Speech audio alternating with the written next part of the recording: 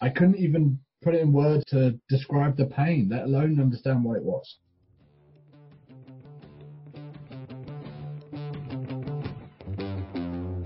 Hey, got something really cool I want to run by and let you know what's going on. So I'm starting a group that will start taking a deep dive into each one of these episodes. So we'll collectively come together and talk about the shows, talk about the guests. I'll be bringing back some of the guests to do some Q&A sessions and really take a further dive into their story, their journey, the episode, talk about, maybe some of the things you wish I would have asked on the episodes, do some Q&A sessions and the like. As a friend put it to me, it's really like a book club, but for the podcast. So a couple times a week, we'll go in, we'll break down the favorite shows of the week, and have cool discussions around everything that we've heard, we've learned, and want to know about their journey. Some of these guests will come in and they'll teach part of, what makes them awesome at what they do. And then, as always, I'll be providing regular value and content in this group. It's really cool because this only is going to cost $5 a month to join this group. And you'll be able to come in, interact with everybody else in there. So I'll put a link right in the show notes for this that you can jump in, come have a conversation with us, and we will really deep dive into each one of these episodes and help us all rise up together. Thanks for tuning in, guys. It's going to be a great show today.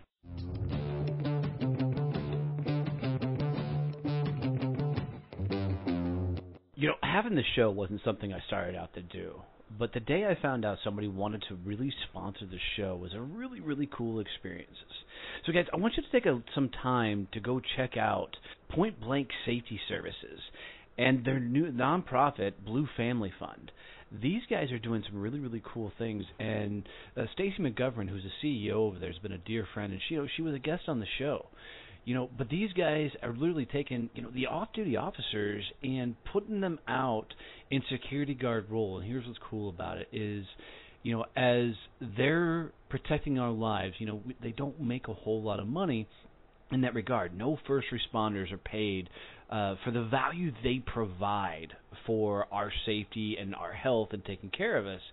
So these guys, Stacy and her team over at Point Blank Safety Services have really found a cool way to give back to these officers by helping them provide an additional income so they can continue to support and protect us. So do me a favor, guys. Seriously, go check out pointblanksafety.com and then go look at their nonprofit, which is Blue Family Fund. Now, this nonprofit was created because of the success of Point Blank Safety Services. They wanted to give back to the families of fallen officers and be able to give scholarships away to the families of current, police officers. So do me a favor. It would mean the world to me if you would go out and help support this show by supporting Point Blank Safety Services and their nonprofit Blue Family Fund. Just tell them Donnie has sent you. You heard it on Donnie Success Champions, and Stacy will take a tremendous and amazing care of you. Thanks, guys.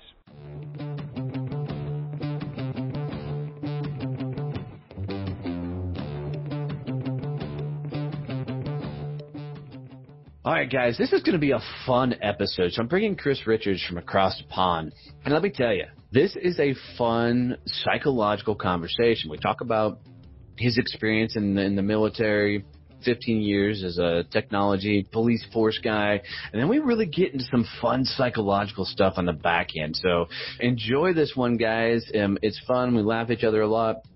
It's a really good episode. Hope you enjoy this one.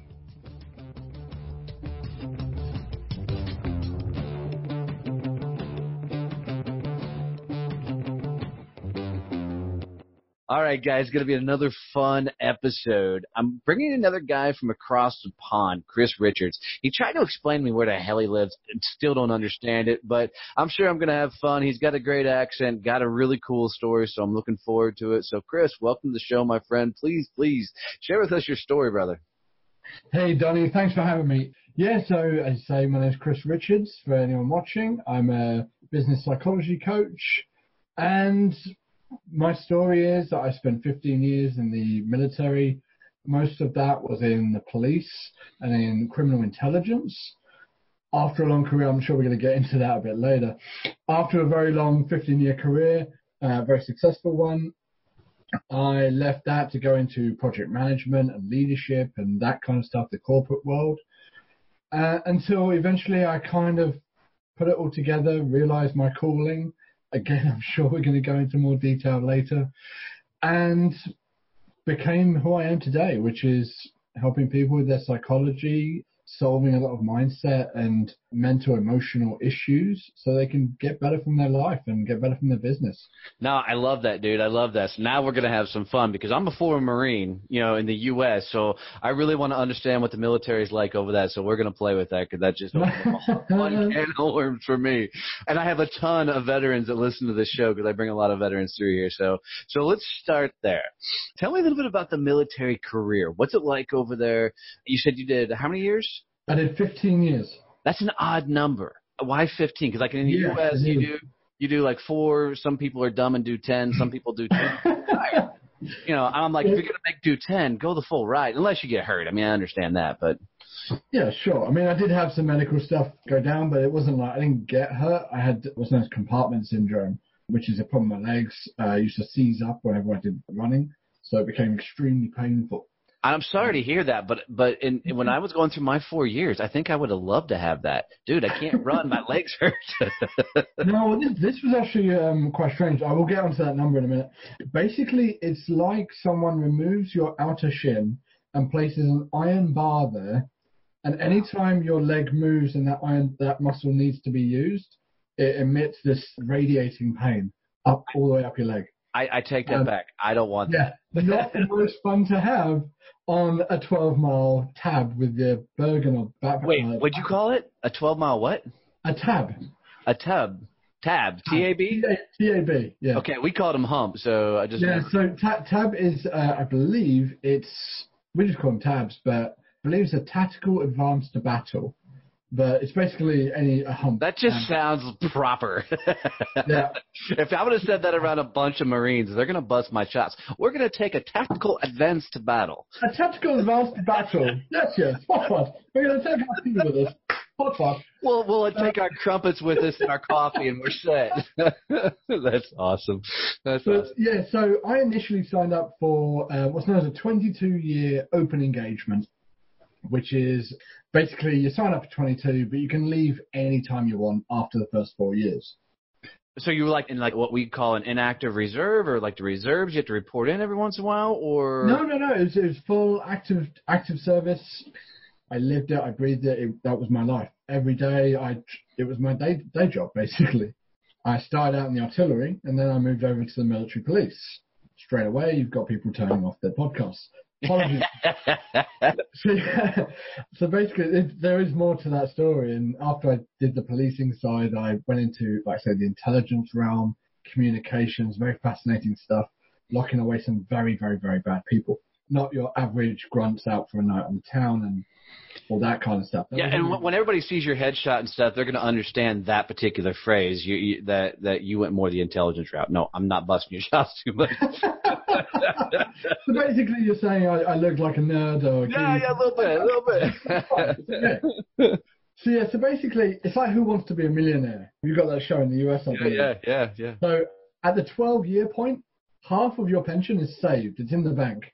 So I got past the 12-year point, and they did a round of redundancies in the army. Like, imagine, I joined the army essentially because of the security of the job.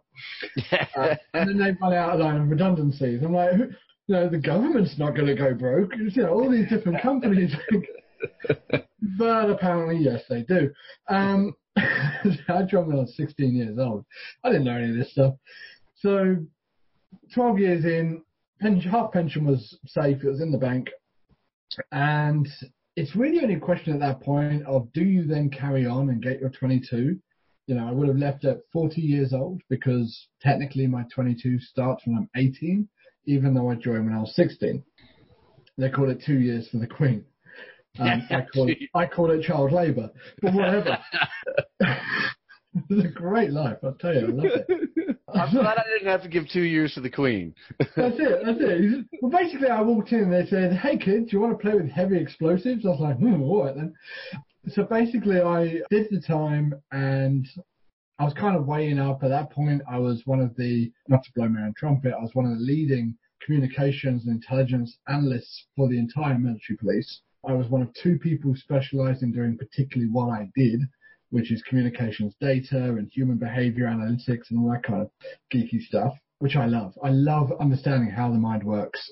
This has been a trend throughout my entire life. I've always been fascinated with psychology, sociology, neuroscience, anything to do with the mind. I'm obsessed. So you went full geek in this thing. I love this. I love this. That's awesome. Oh, yeah. I went all out geek. In fact, my nickname went up halfway through my career. I was the IT administrator for the regiment. That is, 3 companies, roughly responsible for... You realize that's the icing on the cake, right, for the full geekdom. I mean, throw in World of Warcraft with it and you're over. I mean, that's so funny. All right, so go ahead. Yeah. No, so basically, the line of redundancies came around. They basically said, or my sergeant major said, you can either go in for the redundancy, or quite frankly, if you don't, I will never let you leave this building because of how much money they put into me, how much training and the asset that I become to them. They said, I will never let you leave this building because my plan for you is that you will go downstairs into the IT wing and be one of the 3 top IT people for the entire RMP, the entire Royal Military Police. And eventually I fully see you going up to the rank of being the Sergeant Major in charge of all of it. So that is where I see you in 6 years. You will be in charge of all the IT for the global Royal Military Police for the British Army. And I thought, well, that's a wonderful aspiration for somebody. Computer and a desk for the rest of your life? I mean, come on. Well, yeah, I mean, it wasn't just that, although that was a large part of it. I realized early on, in fact, rewind the clock back to around about 2010, 2011, and I was going through one of the first and worst bouts of depression I've ever had. I didn't know what it was at the time. I was just kind of getting into it as if it's some sort of career path. I was just beginning my... Yes, I'd take 2 of those pills of depression, please. Yeah, exactly. So I was just it was just starting. So it kind of felt, I had the, unfulfillment. I had a feeling of emptiness. I had a feeling of like the emotionlessness, all that kind of stuff. And I remember sitting on the steps of my regimental headquarters. And at this point, like I say, my nickname actually was Data from Star Trek, right? The android. Now you'd be called Sheldon, so, I get it. Right. Because as far as they were concerned, I was an android. Like, they didn't understand how I could do things with computers that they didn't understand, all the stuff that they couldn't do, I could do. And yet the whole people aspect wasn't my strongest suit back then. I knew exactly how the brain worked, but not so much these weird people that interacted with each other. I couldn't quite do that element of it. I could understand it. And I knew that when one person said this thing, the other person responded. But I was like, you realize the only reason you like that is because it fulfills your ego and it makes you feel good. Like, it's not actually fulfilled. And like, Chris, you're overanalyzing it. I'm like, right. Yeah, it was. And I really was. I was overanalyzing every single thing. And I remember my sergeant once sat me down. I'll get back to the steps of the regiment headquarters in a sec. I remember once my sergeant sat me down and said, Chris, you can't turn human interaction into a flow chart. Like, it's not like, if they do this, yes or no, then do this. Right. And if they have this reaction, then do this or this. You can't turn human interaction into a flow chart. And I said, don't be bloody ridiculous. Of course you can. Well, yeah, right. You can, as long as you want nobody to ever speak to you ever. 100%. Like, don't get me wrong. There's the practical element of it, which is actually, making friends and, being liked and influenced and all that kind of stuff. There's a theoretical side of it, which is what I dedicated my earlier life to. I'm much more leaning towards sort of the intuitive, feeling that side much more now.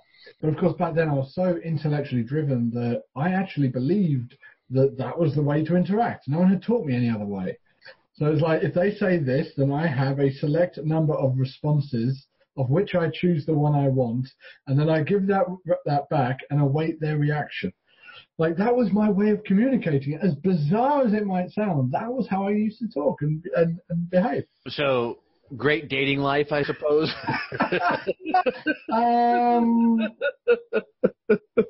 You know, I mean, you were a great guy to have in a barracks. Not as great as you might think. Interesting. I wonder why. Wow. So basically, I'm sat there on the regimental steps of headquarters, and my captain comes out. He says, "Hey, Data." He goes. He pronounced it differently. He's like, "Hey, Data, what's going on, my man? You just sat out here. You know, everyone else is back there in the regimental bar. What are you doing?" And I'm just sort of saying, I'm like, to be honest, like, I've got this feeling. I couldn't even put it into words. I was like, to be honest, sir, I've just got this feeling. I kind of feel weird, like there's a bit missing. Like there's come on. Like I literally could not come up with the words of I feel empty and unfulfilled. I didn't even know that was the problem. I couldn't even put it in words to describe the pain, let alone understand what it was. So I'm sat there and I'm like, I've just got this feeling. And I learned from that moment, and he couldn't really help me either, because he was a captain in the military. He was not a therapist. He was not a cognitive behavioral expert. He was not any of this kind of stuff. He was just a regular guy who trained up in the military and did very well. So he kind of gave up, weirdly. He went back in the bit, was like, all right then, well, you know, everyone else is in there drinking. That apparently is that's the therapy of a military unit. Oh, no, that is 100% truth. Yeah, it's like, okay, well, if you want to get drunk and just suppress all those emotions, then we're in here. Yeah. You do your thing out here, and when you're ready to come play with the big boys, you know, come see us. Otherwise, you know, you just be you out here. That's sound advice. That sounds like something I would have said when I was in. 100%. And there isn't a lot of emphasis. Well, to be honest, there is now, but back then there really wasn't. Right. There's not a lot of emphasis on this whole emotional approach to psychology and psychometrics and understanding how people think and why they act in certain ways and how to get the best from people and understand the pains that people go through. It was basically get back in the bar and get so drunk you forget. Which is as like Homer Simpson says, that beer is the problem and the cause and solution to all life's problems. But yeah, I mean, to be honest, it didn't really work. But looking back, I see now that was the time that I realized that aptitude to be able to do something didn't ever mean that I should be doing it. Like the reason why my sergeant major years later would kind of nudge me towards being the sergeant major in charge of all of the IT for the military police is he saw that I had an aptitude for it. I could understand it. I'm a patterns guy. I see patterns. I don't know how it works, but my brain just works in such a way that if you put out a problem in front of me, I can dissect it. I can pull away the compartments for it. I can understand exactly what's going on. And I can see the problem instantly. And I did that in IT, so I could do that in troubleshooting for IT equipment. Now I actually do it with people. It's like they give me a problem and we go through it, and I can see instantly the exact root cause of the person's problem, what's really causing the issues, which a lot of mindset coaches, you know, that are basically cookie cutting from some Tony Robbins event, all saying the same thing, all giving the same advice. Which is good. It's good surface level advice, but not many of them really. And you can tell this. I don't just say this to throw shade, but you can tell it because a lot of people go see a mindset coach, feel great, you know, have the problem, air quotes, taken care of, only to have it resurface in either a different way immediately or resurface later. So they've dealt with that initial flare up. And the person can raise their prices from 1,000 to 2,000 or do whatever, or do a task. But then when the next task comes along, the pattern that caused them problems before comes back. And so I realized, I didn't understand then at the time that my gift was to be able to see patterns and break them apart and find what causes problems in the pattern. So this is interesting. So by going through your own journey and dealing with the military medicine and I mean that in all sense of the words, you recognize that you had this, I'll call it a superpower, because you sound like you got bit by a spider and now you see things. But in all seriousness, I was talking to someone today. They said I had X-ray vision because it didn't matter what mask they were wearing. I just saw straight through everything. Remind me. It's just no point. They just gave up. There's just no point even trying to. I don't think I ever want to go have a drink with you. Thank you. No, I think you would be my new party favor. I'm like, okay, do that guy. Okay, now do that guy. Now, so this is wild. So I think you're right. I think a lot of people follow guys like Tony Robbins and, even throw Gary Vee in the mix lately, even though he tells you he's not a motivational speaker. That's what he's doing. They're great. I mean, don't get me wrong. They're absolutely phenomenal at what they do. Absolutely. But people hear that stuff, they get all fired up, and now they're a coach, right? Now they're this mentor, right? And now they want to teach what they've just heard because it makes them feel good because they feel like they're doing something for people when they're actually not doing anything.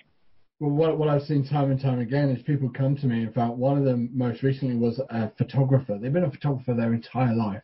I said, what do you wake up wanting to do? They said, take pictures. I'm like, look, it's really not a mystery here of what you should be doing with your time to get the most fulfillment and passion.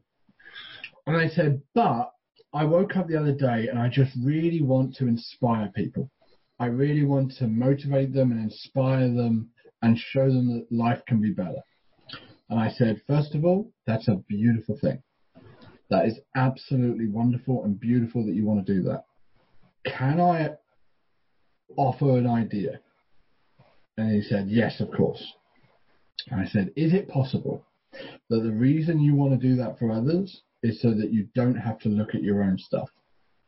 Great question. And he immediately just stopped in his tracks. He was like, oh my God. Because you see, people avoid in various ways. They avoid emotionally by just shifting it or turning it into a joke and not really dealing with it. They avoid mentally by changing the subject or trying to switch focus. Or they avoid physically, which is they literally just get up and change their geography of where they are or what they're doing or whatever.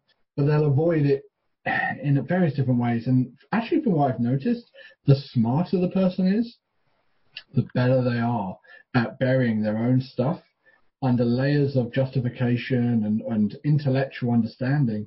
They'll bury their own stuff. So until the point where they actually forget or can't even access that root problem. And that's usually where they start self-sabotaging, where they become stuck, where they're procrastinating, where they've got perfectionism. These are high-level problems. These are not the root cause. A lot of people treat them as the root cause. Oh, I need more confidence. That's not a cause. That's a symptom. A lot of people, again, will see it as a cause. Like, no, well, if I had confidence, then I'd be able to do this. Like, well, confidence really is certainty. That's all it is. Oh, dude, I love that. Thank you for saying that, because I was going to jump in there. Because here's my thought on confidence, and I think this is where a lot of people screw it up. Confidence to me is knowledge, and here's what I mean. Is the first time I did my podcast, I wasn't that good. I mean, it was okay, but it wasn't great. Now, 75 episodes in, or however many this is when this one airs, I love doing this. I think I'm great. The numbers, the stats, everything else. My confidence level for when maybe day one when I started podcast to where I am now are completely night and day. And it's because I have more knowledge of doing what I need to do. I'm more comfortable in that moment. So confidence, everybody has it. It's never a lack of confidence. It's a lack of knowledge. It's a lack of action. It's a lack of knowing what the right thing is. It's like stepping on stage the first time. First time you speak in front of a room, it's not going to be that great. First time I stepped on stage, I actually asked the audience, because obviously they clapped me onto stage, I asked the audience to cheer me again because I just completely got flustered. There's only about 12 people in the room. But I'm like, look, can you clap again while I get my shit together? Okay, get real. They had 3 people in the room, and there was some people in the back at the buffet table serving food. Yeah. Of the 12, like 4 of them were organizers. Yeah. I get it. Yeah, but I mean, I want to give something that maybe your other people who you've had on haven't given yet, and I'm sure with the amount of mindset people and psychology people you've had on, a lot of the stuff that we're covering may have been covered before in various ways. Did you know there's a neurological pathway when you do something as simple as picking up a pen? If I were to pick up this pen off the side, then there's 2 things that happen in my mind. Do you know about this? No, go ahead. So there's 2 things that happen in my mind. First of all is the autonomous muscles that I need to use. Yeah? Yeah. Now, this obviously happens unconsciously. As a baby, it's very conscious because they can't hold shit. They're a baby. They haven't learned it yet. They haven't learned it consciously to be able to hand off to the unconscious. Now, hold on. I've had enough military medicine in my life. There's times that I can't hold shit either. I'm just saying, 100%. Well, this is very similar to taking the rifle apart. The first time you do it, you've got to be shown every little bolt and how to push it and how to cock the weapon and all the rest of it, until the time where you just pick it up and you can be having a full conversation while you're taking it apart, cleaning it, putting it back together. You didn't even think about it. You start double guessing. Did I even clean that rifle? But no, the first thing is that goes in the mind. These 2 things happen simultaneously. The motor function to pick up the pen. The second is more important. The second is your brain actually predicts whether you're going to be successful. How's that? Just even to pick up a pen, whether you'll be successful and what will it look like if you're successful. Interesting.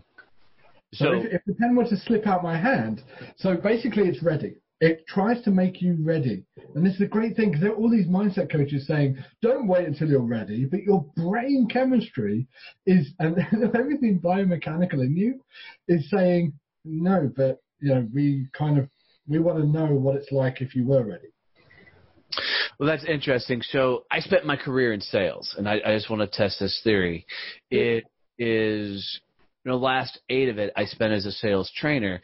And I say that to say I would stand in front of rooms and tell people how to cold call, right?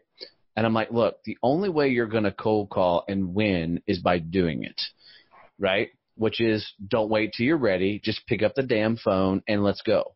Okay. So what you're saying, if I'm interpreting correctly, is that the mind is already I believe that. The mind is already telling you whether you're going to win or lose that call before you start. Now, I believe that 100%. It's said in other ways, like, if you believe you can, I believe you can't. How does it go? You're 100% correct. Exactly. Yeah. And there is a level of that. So if I pick up the pen, the brain wants to be ready. If it slips out of my hand, it wants to be ready to be able to deal with that before the action has even taken place.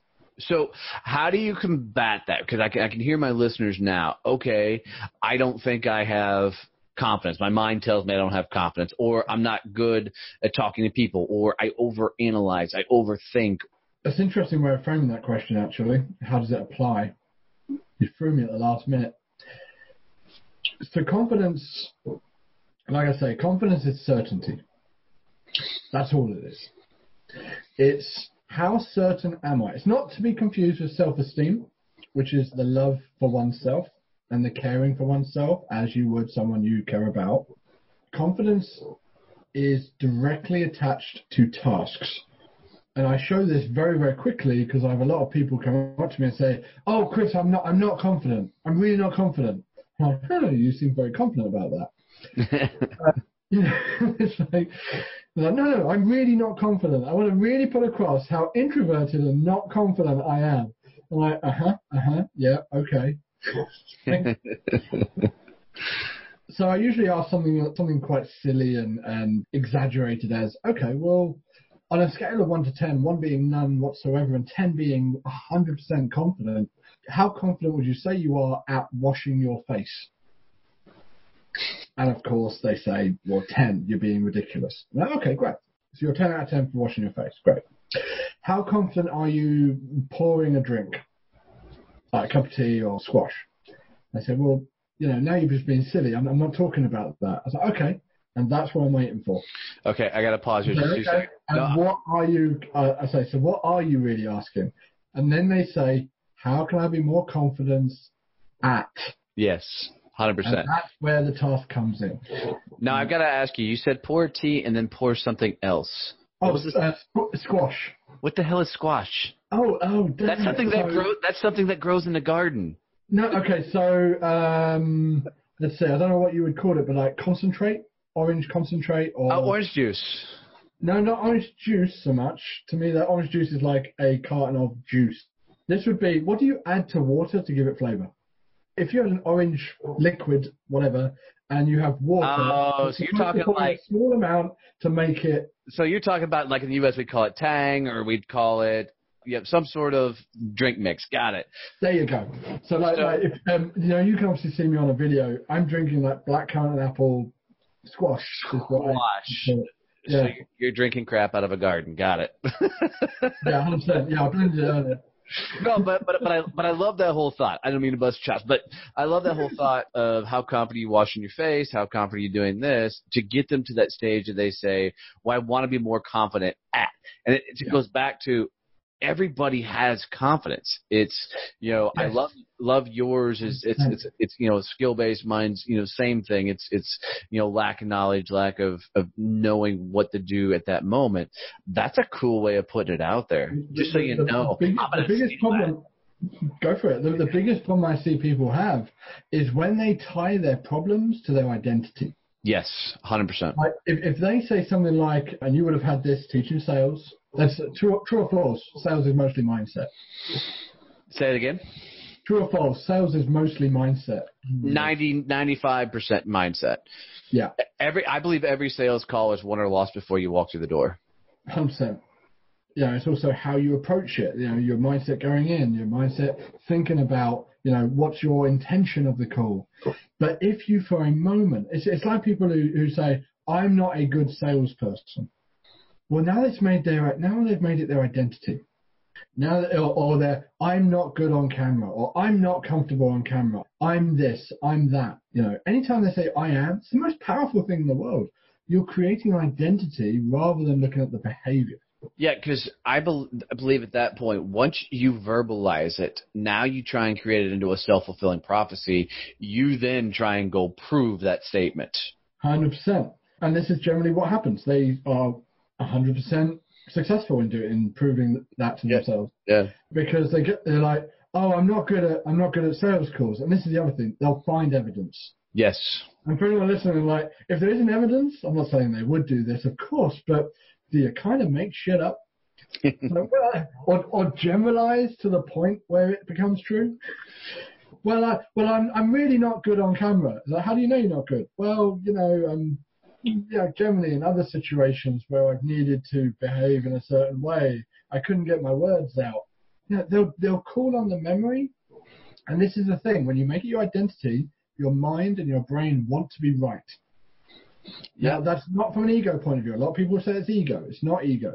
It wants to be right because it likes its paradigm of the world. It likes to stay in one spot, yeah. Yeah, well, some people would go the ego route. Some people go the comfort zone route with this particular conversation. I won't.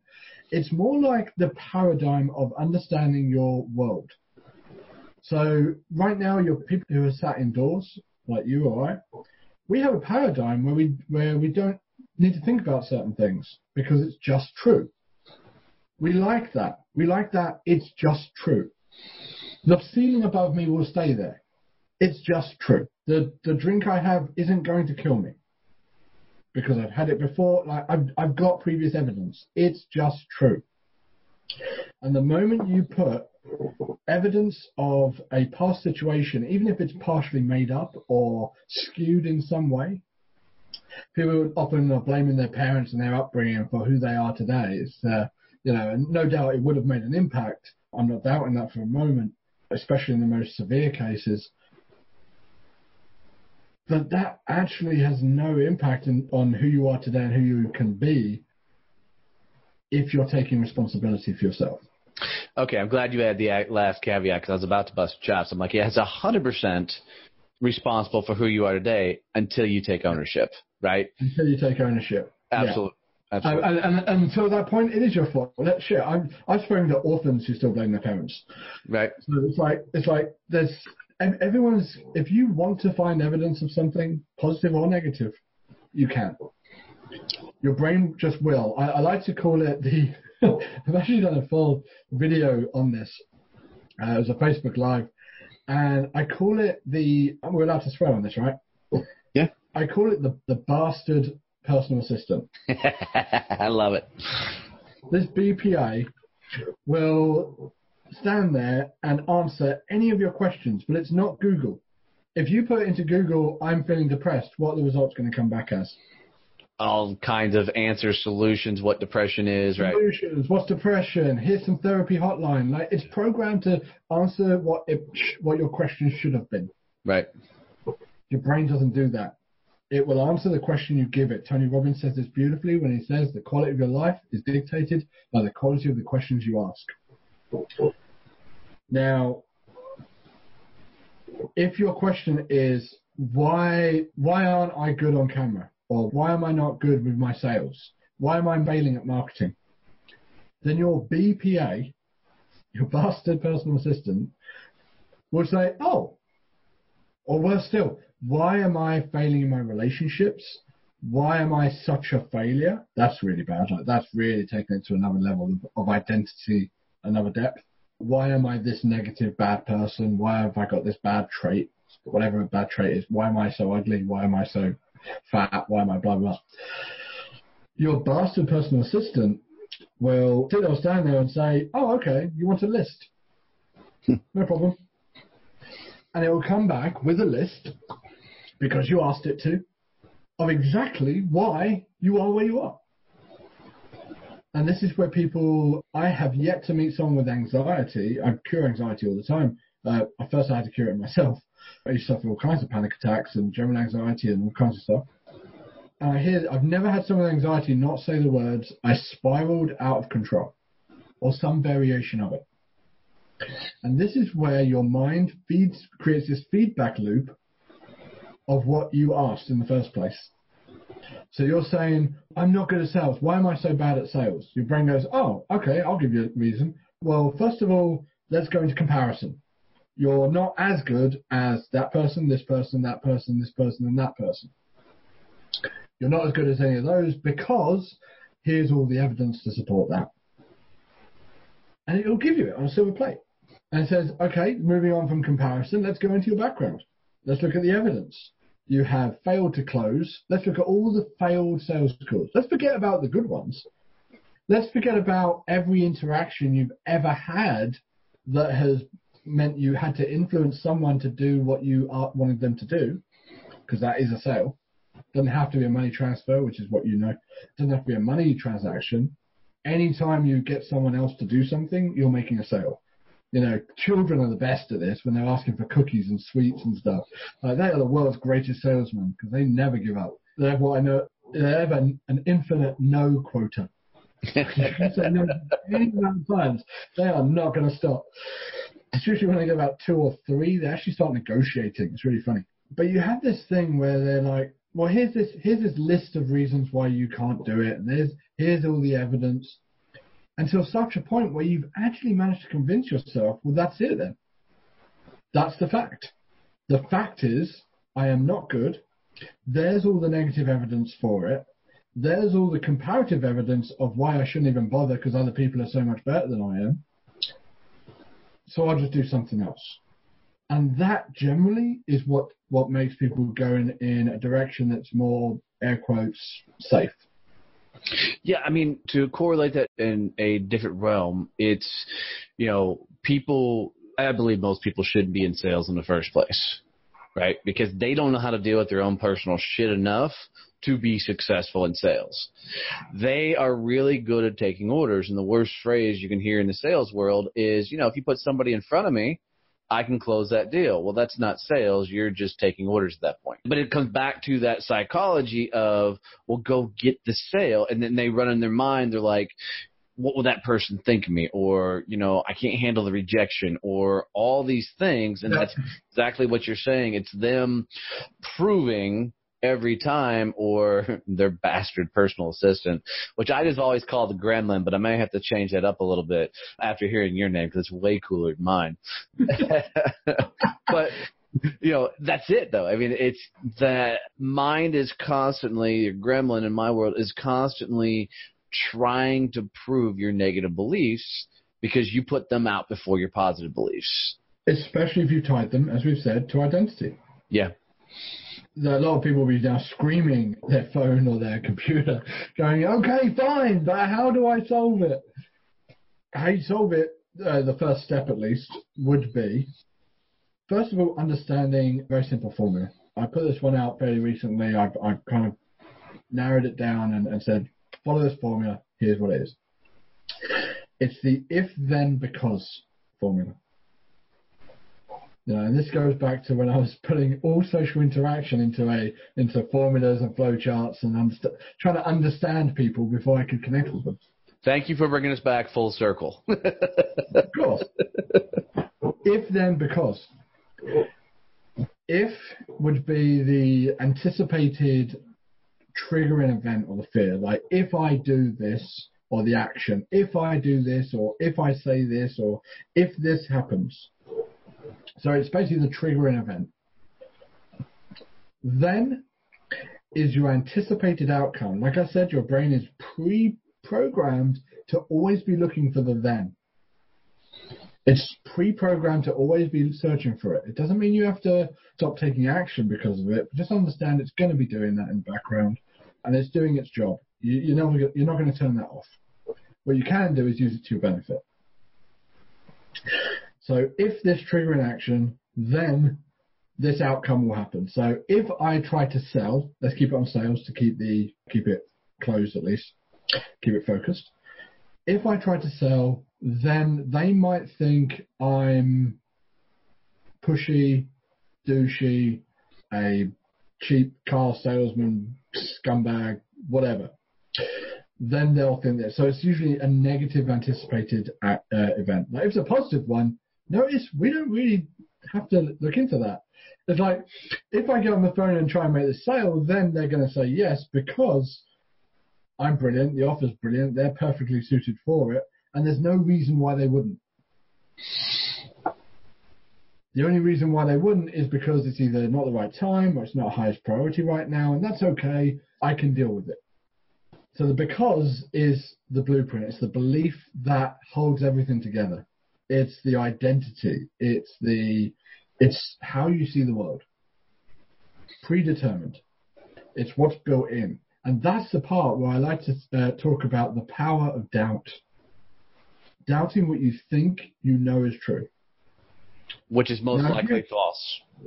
Right.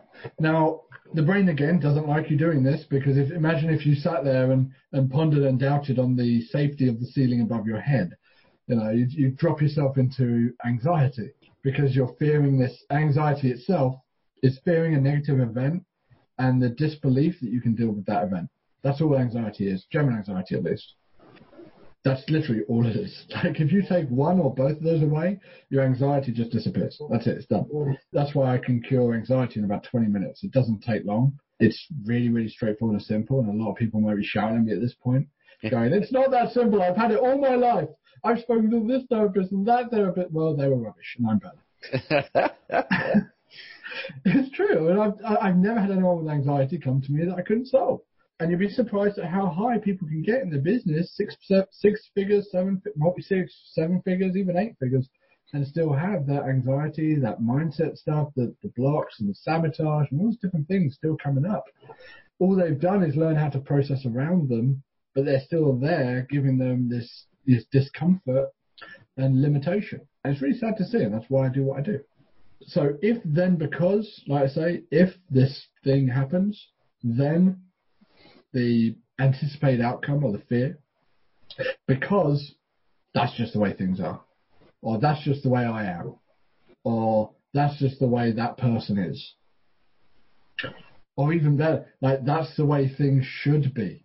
Like that's one that I see tripping people up all the time. Oh, people, it's like, this person should treat me better. They shouldn't have said that thing that really upset me. I'm like, why?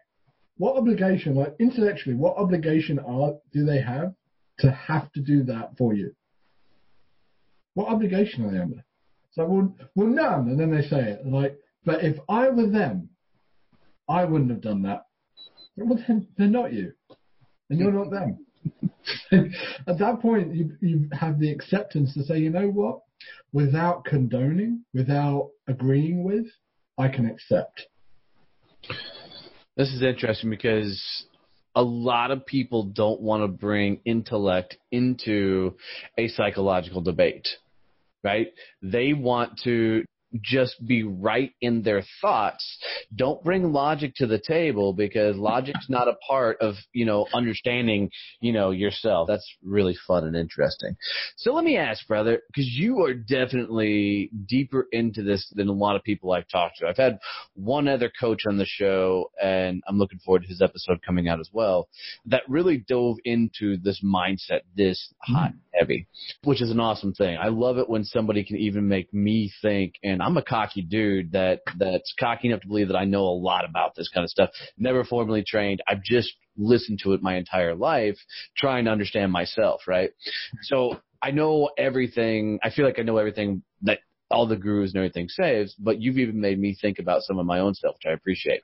How do you get this message out? Are you speaking on stages? Do you have books? Do you have podcasts? Are you sharing this message, or are you still so intellectual you live in a hobbit hole and, Yeah, I live in the woods in a cabin on my own. Thank you. I come out every now and again to hunt for game. No, I do Facebook Lives a lot. I put out a lot on mostly my personal profile, actually. I'm just about to switch over to YouTube. But to be honest, if anyone wants to find me, Facebook would be the best place. So just search Chris Richards on Facebook or Business Psychology Coaching, or even better, if you definitely want to find me, Hypno Coach, because that's my brand. What is it? One more time? Hypno Coach. Hypno Coach, okay. Yeah, I'm a hypnotherapist as well. Like I say, any aspect of the brain, I wanted to understand it. And being able to tap directly into the subconscious, bypassing essentially, with their permission, obviously, because that's how hypnosis works, with their permission, allowing them to put aside the part of the brain, the conscious mind, which is all about filtering, is it right, is it wrong, learning new tasks, stuff that requires conscious thought, stuff that requires concentration. Everything else, you'll notice, doesn't require concentration. If you've been driving a long time, you can drive without thinking about, how to turn the wheel and how to change gears and what to do if someone puts their brakes in front of you. In fact, if you've been driving for that long, you can be on complete autopilot until such time as someone slams on their brakes in front of you and you snap out of it. What you're snapping out of is a hypnotic state. It's a place where your conscious mind has just been turned off for the minute. That's why a lot of people are scared of hypnosis. I don't know why. This is what it is. You do it every day. I don't think a lot of people are scared of hypnosis. I just don't think they believe that it's a real thing. Right. Okay. I've had people come to me with both. I can believe it. Admittedly, yeah, absolutely. Some people are like, oh, hypnosis, that's not real. Well, okay. Sit here and look at And watch my next trick. I'm going to saw a chicken half. What's that? I said, and watch my next trick. I'm going to saw a chicken half. Now I'm going to hypnotize you, right? Yeah. Well, I'm not a magician, but yeah.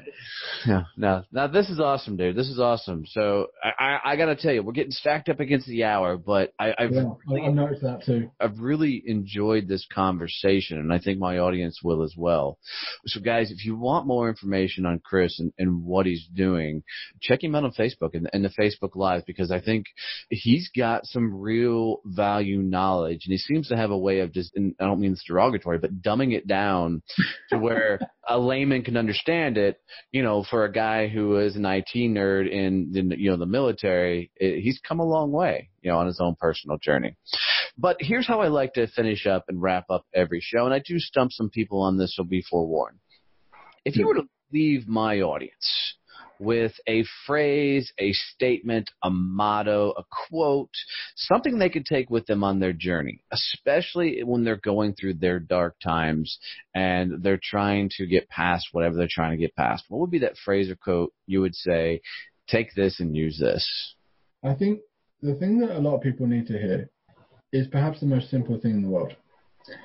And that is to just give yourself a break.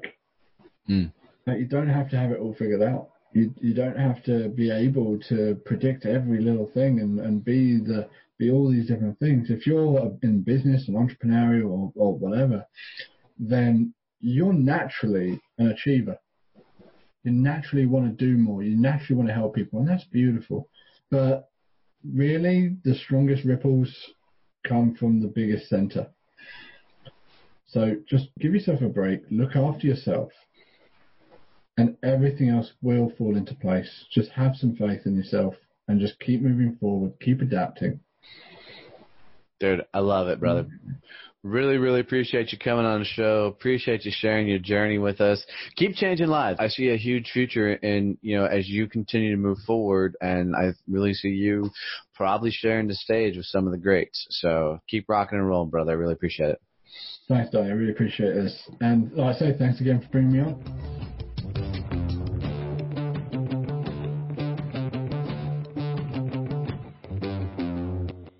You know what, guys? Really, thank you for listening to this episode. I really appreciate it. It's a lot of fun putting these together. I wanted to make sure before we get out of here that you knew what we were doing with social content. What we found was because of the podcast, we have a unique way of helping you get your social content out on a very easy way. What we're doing is we're interviewing people, and from that interview, we will capture a lot of information that will then be turned into videos, memes, articles, all things you can use for your social content. I know, like for me, one of the biggest struggles I had was, what do I put out there? What do I say on a regular basis?